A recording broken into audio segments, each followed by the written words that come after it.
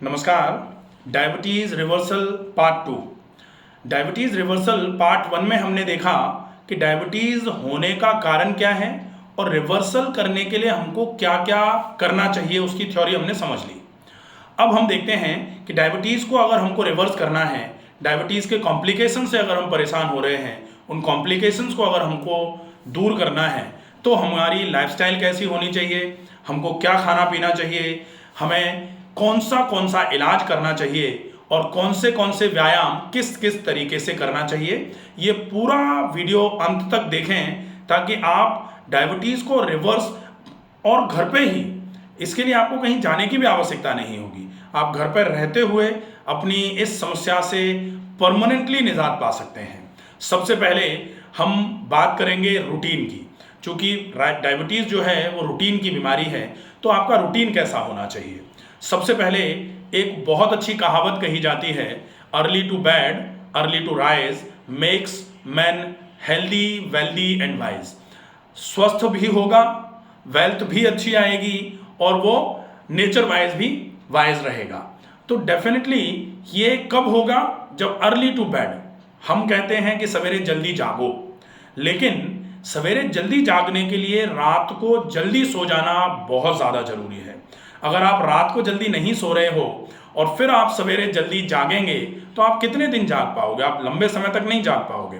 आप 2-3-4 दिन के बाद ऐसा महसूस करेंगे कि आपको थकान लग रही है, आपको नींद प्रॉपर नहीं हो पा रही, आपको आलस आ गया है, आपका हाथ पैर पूरा शरीर टूटा टूटा सा रह रहा है। और ये चीज़ें जो हैं अगर लंबे समय तक चलती रहीं तो निश्चित ही ये कोई ना कोई और रोग पैदा कर देंगी। तो आपको क्या करना चाहिए, आपको सबसे ज़्यादा ध्यान रखना है कि आप अपने रूटीन में एक आदत बनाइए कि अगर आपको जल्दी जागना है सवेरे, तो आप रात को जल्दी सोने की आदत बनाएं। आप रात को अगर जल्दी सो जाते हैं तो निश्चित ही आप सवेरे जल्दी जाग पाएंगे और फिर सवेरे जल्दी जागना आपके लिए ट्रीटमेंट है। क्योंकि कहा जाता है ब्रह्म मुहूर्त में जो उठ जाता है, निश्चित ही वो अपने शरीर को बहुत अच्छे तरीके से अंदर से मजबूत रख पाता है। तो अब आपको क्या करना है, रात को जल्दी सोना है, पहला इलाज। दूसरा इलाज, रात को जल्दी सो गए तो अब आपको रात सवेरे जल्दी जग जाना चाहिए। आप सवेरे जल्दी जग गए, जल्दी जागते ही, जैसे ही जागते ही कम से कम 4 गिलास पानी पिएंगे। 4 गिलास पानी, बहुत सारे लोग कहते हैं कि 4 गिलास पानी एक साथ नहीं पी सकते, तो एक साथ नहीं पी सकते, आप 1 गिलास से शुरू कर लीजिए। 1 गिलास पानी पिया, आप दूसरे दिन 1 गिलास 2 घूंट पीजिए, तीसरे दिन 1 गिलास 3 घूंट पी लीजिए, फिर आप 1.5 गिलास पी लीजिए, फिर आप 1.5 गिलास 1 घूंट पानी पी लीजिए। ऐसे ऐसे करके बढ़ाते बढ़ाते आपको टारगेट अचीव करना है सवेरे सवेरे जागते ही 4 गिलास पानी पीने का। ये डायबिटीज़ रिवर्सल में आप अगर इन सब चीज़ों को अक्षरशः फॉलो करते हैं, आप महीने भर करो, सिर्फ 1 महीने में आपको कितना आराम मिलता है आप मुझे बताएं। अगर उसमें कहीं कोई गड़बड़ी है, कोई चीज़ सही तरीके से समझ में नहीं आ पा रही है, आप कमेंट बॉक्स में लिख करके, या मेरे नंबर होते हैं, आप डायरेक्ट मुझे व्हाट्सअप मैसेज कर सकते हैं। ठीक है, तो 4 गिलास पानी पी लिया। 4 गिलास पानी पीने पर पहुंचने में अगर आपको 5 दिन 7 दिन लग जाते हैं, भाई आज हम 1 गिलास पी पाए, कल 1.5 गिलास, परसों 2 गिलास कर लिया हमने, 7वें दिन मान लेते हैं हम 4 गिलास पानी पीना हमने शुरू कर दिया, तो 7वें दिन से आपका रूटीन शुरू माना जाएगा, क्योंकि रूटीन 4 गिलास से शुरू होगा। अगर आप 4 गिलास पानी पीने में 6 महीने लगा लेते हो तो फिर ये मान लो कि फिर तो गड़बड़ी है। आपको सवेरे सवेरे सबसे पहले तो ब्रह्म मुहूर्त उत्तिष्ठे ऊषापानम, ऊषापान का नियम जो है उसको पूरा करना पड़ेगा। ठीक है, अगर आपको प्रोस्टेट की प्रॉब्लम है, अगर आपको हार्ट की प्रॉब्लम है, या फिर किडनी में ज़्यादा परेशानी आ रही है, आपका क्रेटिनिन बढ़ रहा है, आपको लिवर की कोई प्रॉब्लम आ रही है, या फिर पेट में पानी भरा हुआ है, या फिर आपकी उम्र बहुत ज़्यादा है, ऐसे कंडीशन में अगर आप 4 गिलास पानी नहीं पी पा रहे हैं एक साथ, तो फिर आप 3 गिलास या 2.5 गिलास या 2 गिलास ले सकते हैं। अगर आपका क्रेटिनिन बहुत ज़्यादा बढ़ा हुआ है तो 300 ml पानी आप ऊषापान में एक साथ पी सकते हैं। बाकी पूरे दिन में आप 100 ml से ज़्यादा पानी नहीं पी पाएंगे अगर आपके किडनी में ज़्यादा खराबी आ गई है तो। ठीक है, तो ये हो जाएगा ऊषापान। प्रोस्टेट के लिए मैंने बोला, प्रोस्टेट का एक वीडियो बनाया हुआ है, ऊषापान का वीडियो बनाया हुआ है। बहुत सारे मैसेज आते हैं कि प्रोस्टेट के बीमारी में अगर आप ऊषापान में 4 गिलास पानी पीते हैं तो क्या होता है। तो 4 गिलास पानी अगर आप ऊषापान में पी रहे हैं, प्रोस्टेट की प्रॉब्लम है तो उसमें बहुत ज़्यादा कोई समस्या नहीं आनी है। केवल ये ज़रूर है कि आपका प्रोस्टेट अगर ज़्यादा बढ़ा हुआ है और पोस्ट वॉइड यूरिन आपका अगर वॉल्यूम ज़्यादा आ रहा है तो आपको बार बार करके यूरिन जाना पड़ सकता है 4 ग्लास पानी पीने के बाद। आपको थोड़ा एब्डोमिनल फुलनेस लग सकती है, या कभी कभी ऐसा हो सकता है कि 4 ग्लास आपने पहली बार में ही पी दिया और आपका प्रोस्टेट बहुत ज़्यादा बढ़ा हुआ था जिसकी वजह से आपका यूरिन निकल नहीं पा रहा है, और इधर आपने 4 ग्लास पानी पी लिया है, हाइपर वॉल्यूमिया होगा तो जीएफआर तो बढ़ेगा ही, तो ज़्यादा से ज़्यादा पानी जो है वो ब्लैडर में जाएगा, ब्लैडर से निकल नहीं पा रहा है तो आपको ऐसा लग सकता है कि पेट के निचले वाले हिस्से में थोड़ा भारीपन या दर्द हो रहा है। ऐसा तब होता है जब प्रोस्टेट बहुत ज़्यादा बढ़ा हो। अगर ऐसा है, इसीलिए आपको बोला कि अगर प्रोस्टेट बहुत ज़्यादा बढ़ा है ऐसे केस में भी पानी आप थोड़ा कम पी सकते हैं। ठीक है, तो ये हो जाता है। इसके बाद पानी पीने के बाद आप 5, 7, 10 मिनट के लिए रुकेंगे, उसमें आप अपनी सेव कर सकते हैं, मेल हैं तो, फीमेल हैं तो आप टहल सकते हैं या घर के छोटे मोटे काम कर सकते हैं। उसके बाद फिर आपको मोशन जाना है। अगर आपके घुटनों में और कमर में दर्द नहीं है तो फिर आपको इंडियन कमोड का यूज़ करना चाहिए। ये गौर से सुनते जाइए, कहाँ गड़बड़ी हो रही है। हम बच्चों को ही वेस्टर्न कमोड पे जाना शुरू करवा दे रहे हैं, तो डेफिनेटली ये बच्चों के लिए बड़ा आगे चल के बड़ा रोग बनने वाला है। एक तरीके से ये मान लिया जाए, जिसके घुटनों में दर्द नहीं है वो जमीन पे जो बैठ सकता है उसको जमीन पर ही बैठना चाहिए। वेस्टर्न कमोड का यूज अगर हम थोड़ा सा प्रॉपर तरीके से सोचें तो वेस्टर्न कमोड का यूज कब करते थे लोग? बुजुर्ग लोग जब 80 साल की उम्र में उठने बैठने में जिनको समस्या होना चालू हो जाती थी तो पहले वेस्टर्न कमोड नहीं आए थे। पहले 4 ईंटें दोनों तरफ लगा करके उस पर लोग बिठा देते थे बुजुर्गों को, उस पर बैठ करके, क्योंकि जमीन पर बैठना मुश्किल हो जाता था। तब जाके लोगों ने सोचा कि अगर ऐसा हो सकता है तो लाओ थोड़ा और सुधार कर लेते हैं। फिर वो धीरे धीरे करके सेरेमिक की कमोड्स बनना चालू हो गए, और अब ऐसी स्थिति है कि लाख 2-2 लाख रुपए के सिस्टम के साथ में कमोड बन रहे हैं। मजबूरी में आप उनका यूज कर रहे हैं, अच्छी बात है, लेकिन शौकिया तौर पर इसका यूज करना ये गलत है, ठीक नहीं है। जो लोग जमीन पर बैठ सकते हैं, जिनके घुटनों में और कमर में अभी दर्द नहीं है, वो लोग इंडियन कमोड पर ही मोशन जाएं। अगर घुटने में और कमर में दर्द है तो स्ट्रिक्टली फिर आपको इंडियन कमोड का यूज नहीं करना है, फिर आपको वेस्टर्न कमोड पे ही जाना पड़ेगा। ठीक है, ये ध्यान रखना है। अब आप अगर मान लेते हैं घुटनों में कमर में दर्द नहीं था, आप इंडियन कमोड पे गए, और अगर मान लेते हैं कुछ लोग ऐसा कह सकते हैं कि हमने तो घर नया बनवाया है, उसमें 3 बाथरूम बनवाए हैं, तीनों में वेस्टर्न कमोड लगवाया है और हमारे घुटने कमर में दर्द नहीं है, आप एक को तुड़वा दो और उसको इंडियन कमोड में कन्वर्ट करा दो, आप इंडियन कमोड में जाना शुरू कर दीजिए, बहुत अच्छा रहेगा। इसके बाद फिर बारी आती है मोशन जाने के बाद आप आए वापस, हाथ मुंह धोएं, मंजन कर लें। मंजन करने के बाद आप 1 चम्मच सरसों का तेल मुंह में भर करके अच्छे तरीके से पुलिंग करिए, ऑयल पुलिंग बोला जाता है। इसका अभ्यास बहुत अच्छा रहेगा। इसको तेल को 10 मिनट के बाद थूक दिया, फिर आप सादे पानी से कुल्ले कर लीजिए, गरारे कर लीजिए। उसके बाद आप नाक में गाय का घी डालिए और उसके बाद फिर प्राणायाम के लिए तैयार हो जाते हैं। ये आपका सवेरे का रूटीन था, ये आपके सवेरे की दिनचर्या थी, जिसको मॉर्निंग रूटीन बोला जा सकता है, सुबह की चर्या बोला जा सकता है।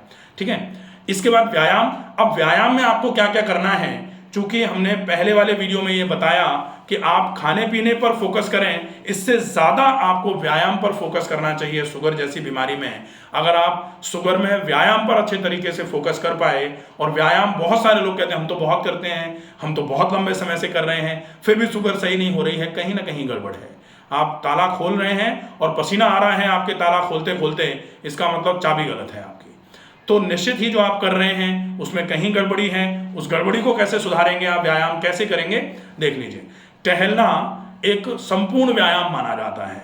टहलना एक संपूर्ण व्यायाम है, लेकिन कैसे टहलें कि आप अपनी डायबिटीज को रिवर्स कर पाएं, इसके लिए टहलना by doctor Ramakant Sharma, walk by doctor Ramakant Sharma, या proper pattern of walking by doctor Ramakant Sharma, ऐसे करके अगर आप यूट्यूब पे सर्च करोगे तो एक वीडियो शायद आज ही अपलोड हुआ है, वो आप देख सकते हैं कि टहलने का एग्जैक्ट तरीका क्या है।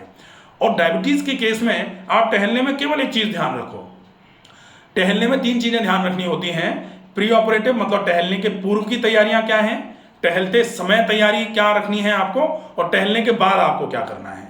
तो टहलने के पूर्व की तैयारी, पेट खाली होना चाहिए, आपको पानी नहीं पीना है, आपका पेट आते बिल्कुल साफ हो जानी चाहिए, आप लूज फिटिंग के कपड़े पहने हों, आप स्पोर्ट्स शूज पहने हों, और अब आपके लिए जरूरी है कि आप मुंह में एक घूंट पानी भर लीजिए, ये प्री ऑपरेटिव है। उसके बाद आप टहलना चालू करिए। टहलना चालू किया, अब आते हैं टहलना शुरू कर दिया हमने, तो ड्यूरिंग वॉक आपको क्या करना है, ड्यूरिंग वॉक आपको बिल्कुल, चूंकि मुंह में पानी भरा है तो बोलने का तो सवाल ही पैदा नहीं होता, तो आपको बोलना नहीं है बिल्कुल। दूसरे नंबर पर ड्यूरिंग वॉक आपको इधर उधर देखना भी नहीं है। इधर देख रहे हैं पेड़ खड़ा है, इधर देख रहे हैं गाड़ी चली जा रही है, अगर आप ऐसा कर रहे हैं तो निश्चित ही एक है साधें सब सधें, सब साधें सब जाएं, अगर हम एक समय में 2-3 काम करेंगे तो एक का भी इफेक्ट आपको नहीं मिलेगा, ना तो आप प्रॉपर तरीके से देख ही पाओगे और ना आपको फिर टहलने का ही इफेक्ट मिलेगा। तो आप टहलते समय सिर्फ टहलें, उससे आपको पूरा लाभ मिलेगा टहलने का। मुंह में पानी भरा हुआ था आपने, अब आप टहलते समय पूरा फोकस केवल टहलने पर कर रहे हैं। 1 किलोमीटर के बाद आप उस एक घूंट पानी को अंदर ले लीजिए, उसके बाद दूसरा घूंट पानी मुंह में भर लीजिए, दूसरा चक्कर लगा लीजिए, फिर 2 घूंट, दूसरा घूंट भी अंदर ले गए 2 किलोमीटर पूरा करने के बाद, तीसरा घूंट भर लिया, फिर आप तीसरा चक्कर लगा लीजिए, पूरा हो जाए उसके बाद तीसरा घूंट अंदर ले गए, फिर आप चौथा घूंट भर लीजिए। ये पानी अगर आप 4 किलोमीटर एक बार में ही एक घूंट के साथ ही कर सकते हैं तो सबसे बढ़िया। और अगर आपको ऐसा लग रहा है कि 1 किलोमीटर के बाद आप उसको नहीं रोक पा रहे हैं मुंह में, आप निगल लीजिए, उसके बाद फिर आप दूसरा घूंट भर के फिर टहलिए। मतलब खाली मुंह आपको टहलना नहीं है, ठीक है। और मुंह में पानी भरा रहेगा, चलाने की भी जरूरत नहीं, आप भर के टहलिए, बहुत अच्छा रहेगा। इसका फायदा देखिए। आप पूछ सकते हैं कि ऐसा क्यों करना है, ऐसा क्यों करना है, इसके लिए आप how to walk by doctor Ramakant Sharma video देखिए, उसमें आपको ये पूरा रीजन बताया हुआ है कि ऐसे क्यों करना है, ठीक है। इसके बाद टहलना आपको कम से कम 5 किलोमीटर है, और 5 किलोमीटर कोशिश करनी है, कवर करना है 5 किलोमीटर को 50 मिनट में। अगर आप पहले दूसरे तीसरे दिन नहीं कर पा रहे हैं तो 5 से 10 दिन आप ले लो कवर करने में, कोई दिक्कत नहीं है। आज आप 50 मिनट में 3 किलोमीटर चल पाए, कल आप 50 मिनट में 3.5 चल पाए, 7वें दिन मान लेते हैं या 10वें दिन मान लेते हैं आप 50 मिनट में 5 किलोमीटर कवर करना आपने शुरू कर दिया।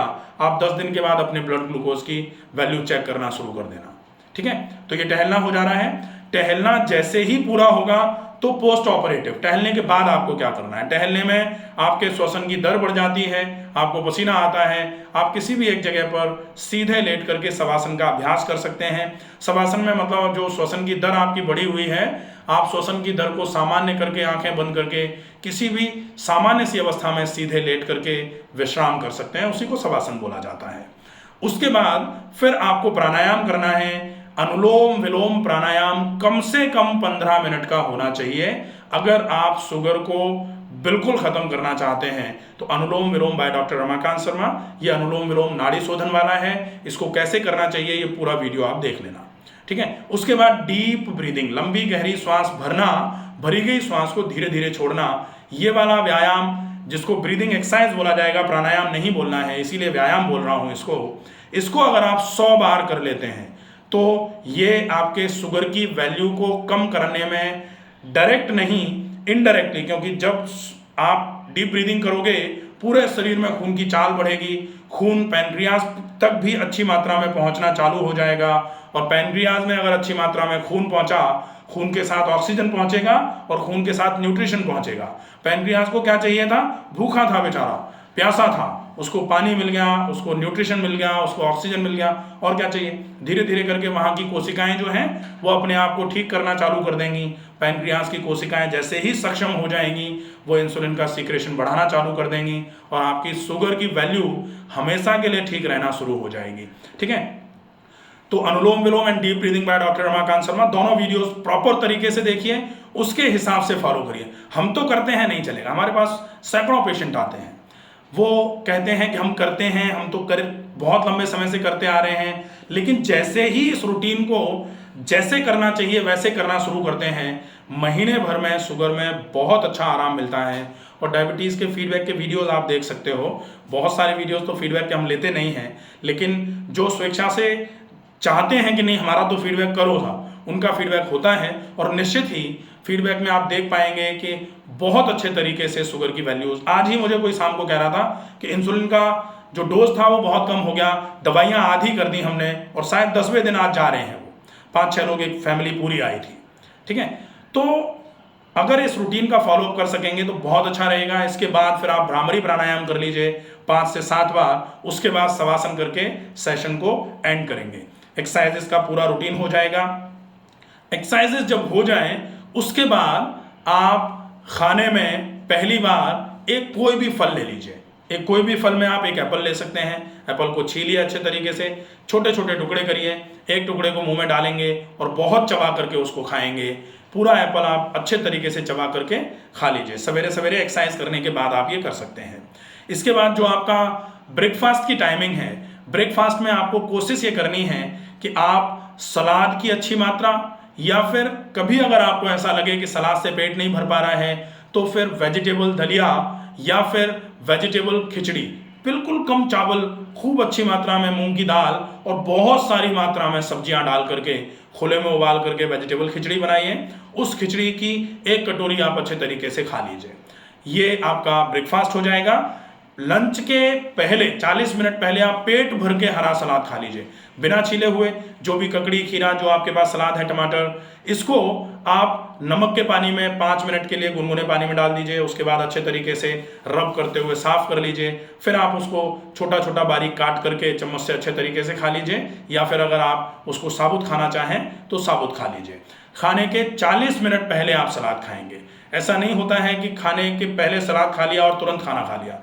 पेट में जाके तो मिलना ही है फिर उसको, और पेट में अगर मिलेगा तो मिलना नुकसान करेगा। Never mix cooked and uncooked diet. ये बोला जाता है पका हुआ और कच्चा खाना एक साथ नहीं खाना है। एक साथ नहीं खा रहे हैं तो हमने पहले कच्चा खा लिया फिर पका हुआ खा लिया, पेट में जाके कच्चा पका मिलेगा, फिर से अपच कराएगा। वो अपच हो गई तो मान लो सारे रोग हो सकते हैं। आप 40 मिनट पहले सलाद खा लीजिए। सलाद जैसे ही पेट में पहुंचेगा पेट को बिल्कुल अल्कलाइन कर लेगा और सलाद जल्दी पचेगा, क्योंकि कच्चा था, रॉ था। वो पच करके जैसे ही गैस्ट्रिक एम्पुटिंग टाइम उसका चालू हो जाएगा, नीचे उतरना चालू हो जाएगा, फिर आप खाना खाना शुरू कर दो। वो आप कर सकते हो। 40 मिनट के बाद आप मल्टीग्रेन आटे की 2 रोटी, मैक्सिमम 2 रोटी, रोटी का मतलब मोटी नहीं होता, रोटी का मतलब चपाती जैसा पतली सी, 2 चपाती, सब्जी की क्वांटिटी ज़्यादा। अब आपको चपाती सब्जी खाना है बस। अगर आप चाहें तो आप छोटी एक कटोरी दही ले सकते हैं, या फिर आप छाछ लेंगे तो ज़्यादा अच्छा रहेगा। कहा जाता है आहारांते पिबेत तक्रम, आहार के अंत में अगर तक्र लिया जाए, और वासरांते पिबेत पया, दिन के अंत में अगर हम रात्रि को दूध पिए, और निशांते पिबेत बारी, अगर रात्रि के अंत में सवेरे सवेरे अगर हम जल पीते हैं तो हमारे त्रिदोष जो हैं वो सम हो जाते हैं, और किसी भी तरीके से आपको किसी भी रोग से डरने की आवश्यकता नहीं होती है। और कहा तो ये भी जाता है कि किम जो ये रहता है कि आप अगर दोपहर के भोजन के बाद में तक्र लें, शाम के भोजन के बाद या रात को आप दूध पिएं, सवेरे सवेरे जल पिएं, अगर तीनों चीज़ें आप ये कर रहे हैं तो फिर आपको किसी भी तरीके से वैद्य की कोई आवश्यकता नहीं है। एक बहुत अच्छा श्लोक था, मैं थोड़ा भूल रहा हूँ अभी, किम वैद्यम प्रयोजनम ऐसे करके हैं कि आहारांते पिबेत तक्रम, दिनांते पिबेत पयः और निशांते पिबेत बारी। अगर तीनों समय हम ये ले रहे हैं तो फिर वैद्य की कोई आवश्यकता नहीं होती है। ठीक है, इसको अब हमने ये रूटीन बनाया, हमने दोपहर का लंच ले लिया। लंच के बाद में फिर हम दोपहर और शाम के खाने के बीच में कोई भी सलाद खा सकते हैं। अगर आप चाहें कि कुछ गर्म लेना है तो आप सूप ले सकते हैं। और शाम का भोजन आप 7 बजे के आसपास कर लें। 7 बजे चपाती मल्टीग्रेन आटे की एक, सब्जी की क्वांटिटी बहुत ज़्यादा, जितनी मर्जी आए उतनी सब्जी खा लीजिए। और दोपहर के समय में अगर आपको और कुछ ऐसा लग रहा था तो आप दाल ले सकते हैं, मूंग की दाल। शाम के समय में चपाती और सब्जी ले ली। अगर आप चाहें तो 1 गिलास सूप भी खाने के साथ, शाम के खाने के साथ लिया जा सकता है, बहुत इफेक्टिव रहेगा। फिर रात को सोने से पहले अगर आप चाहें तो आप 2 हरड़ मुंह में डाल करके थोड़ा सा चल सकते हैं। रात को सोने के लगभग 1 घंटे पहले आप थोड़ा चल लें।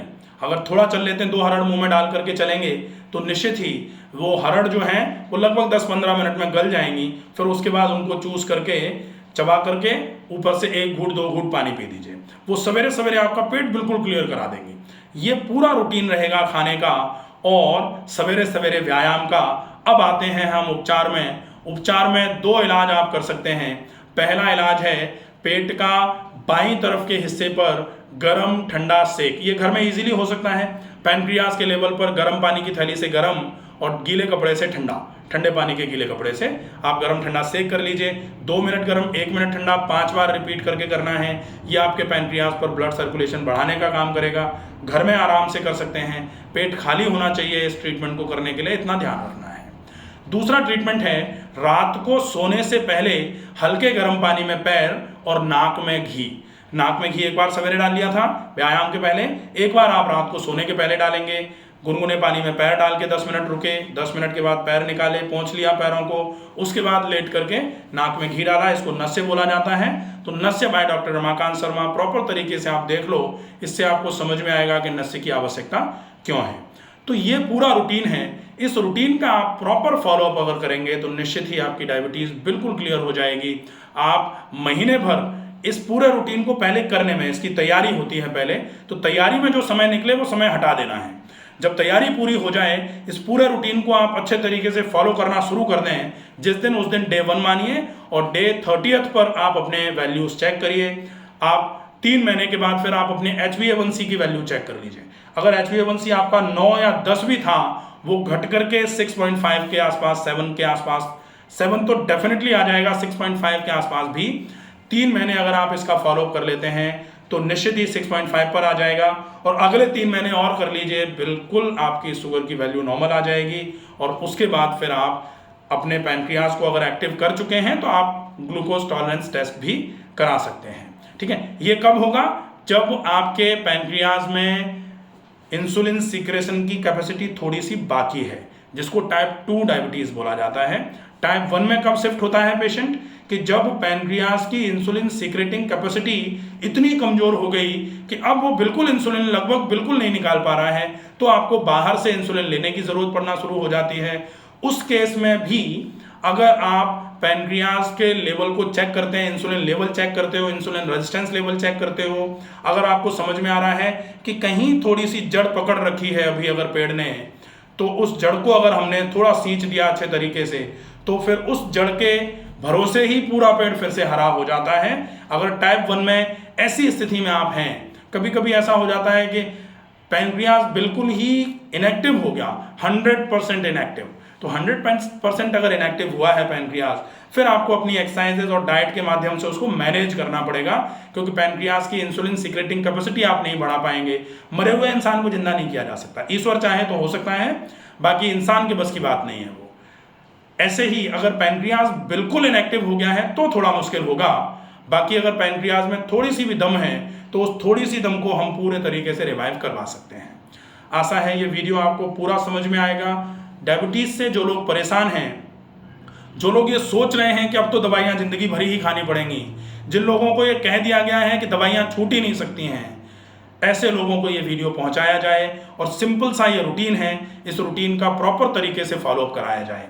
2-3 चीज़ें आपको रूटीन की और ध्यान रखनी है। आपको पूरे दिन में 4 लीटर पानी पीना है। पानी पीने का तरीका जो आपका होगा, बिल्कुल पूरे दिन का पानी सिप कर करके पिएंगे। सवेरे का ऊषा पान जो 4 ग्लास था उसको आप जल्दी जल्दी पिएंगे। खाने को बहुत चबा के खाना है। खाना इतना चबा के खाओ कि मुंह में ही बिल्कुल लिक्विड हो जाए। दिन में 2 बार आप नस्य करेंगे, ये आपको बताया ही है। और प्राणायाम अगर पॉसिबल हो जाए तो जो आप सवेरे टहलने के बाद फिर आपने प्राणायाम किया था, शाम को आप थोड़ा टहलने के बाद प्राणायाम का अभ्यास दोबारा से कर लेंगे। और शाम का थोड़ा टहलना भी आप वो पानी मुंह में भर के ही टहलेंगे। अगर इतना करते हैं तो निश्चित ही आपकी शुगर पूरे तरीके से बिल्कुल ख़त्म हो सकती है। डायबिटीज़ रिवर्सल का प्रोग्राम हो सकता है। डायबिटीज़ पूरे तरीके से रिवर्स हो जाएगी, नॉर्मल हो जाएगी। आप इस पूरे रूटीन का प्रॉपर तरीके से फॉलोअप करिए। स्वस्थ रहिए, सुरक्षित रहिए। धन्यवाद।